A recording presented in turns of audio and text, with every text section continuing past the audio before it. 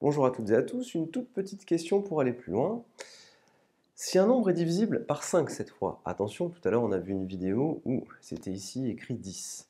Donc si on se donne un nombre qui est divisible par 5, est-ce qu'on peut affirmer qu'il est divisible par 10? Eh bien, on va faire ce qu'on appelle en mathématiques un contre-exemple. C'est-à-dire que si vous me trouvez un nombre pour lequel cette affirmation est fausse, eh bien on peut dire que cette affirmation-là, elle ne fonctionnera pas, elle ne marchera pas, elle sera fausse. Alors, donnez-moi un nombre divisible par 5. Par exemple, je vais prendre 25. Il est divisible par 5, il se termine par un 5 ou par un 0.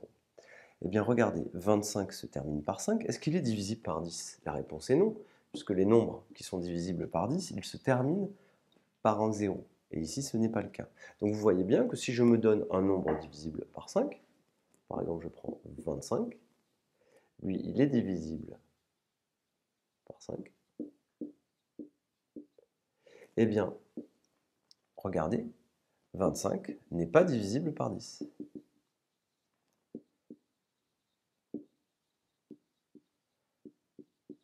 En effet, regardez, 25, il ne se termine pas par un 0.